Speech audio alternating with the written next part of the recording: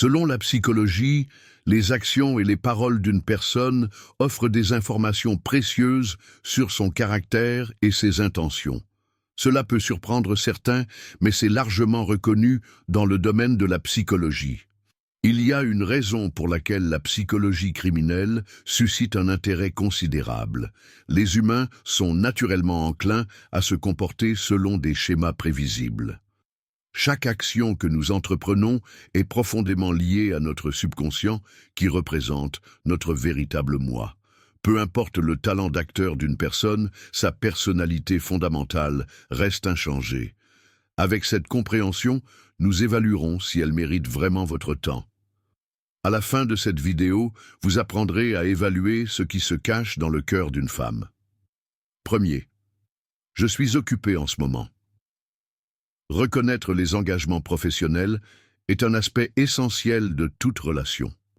En tant qu'homme, équilibrer un travail exigeant avec des responsabilités personnelles est un défi courant. Même avec les pressions de la vie quotidienne, les individus consacrent intentionnellement du temps à leur famille, sachant que de telles relations nécessitent de l'attention et des soins. Cependant, si votre partenaire répond souvent « Je suis occupé en ce moment » lorsque vous l'appelez ou lui envoyez un SMS, cela peut être un signe d'avertissement. Dans une relation saine, l'intérêt et les efforts sincères doivent être mutuels. Une femme qui vous apprécie vraiment trouvera des moyens de passer du temps avec vous, quel que soit son emploi du temps chargé. Prétendre constamment être occupé peut indiquer un manque de priorité ou d'engagement. Des moments de qualité et une communication ouverte sont essentiels à un lien solide. Si son activité semble être une excuse pour éviter toute connexion, abordez le problème avec honnêteté. De telles conversations peuvent clarifier si la relation a le potentiel de se développer ou s'il est temps de réévaluer sa viabilité. 2. C'est toujours à propos d'elle. Les relations saines prospèrent grâce à une communication ouverte et à un intérêt mutuel.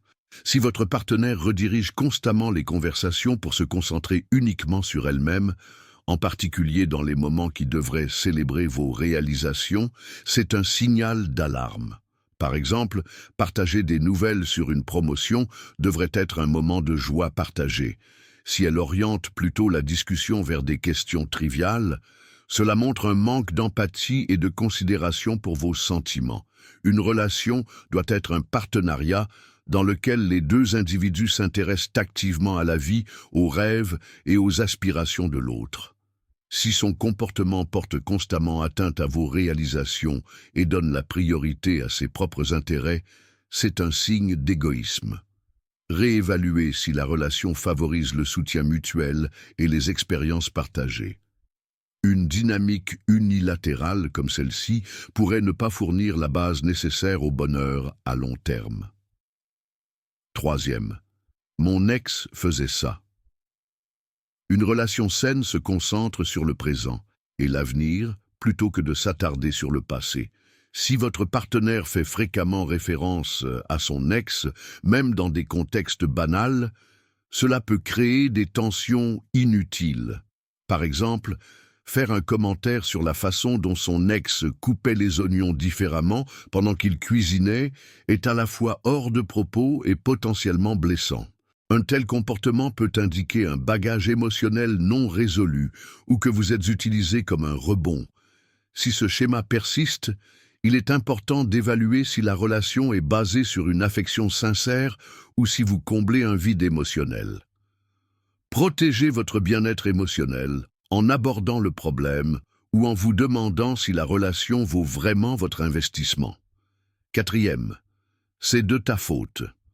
Un élément clé de toute relation réussie est la volonté de reconnaître ses erreurs et de s'excuser.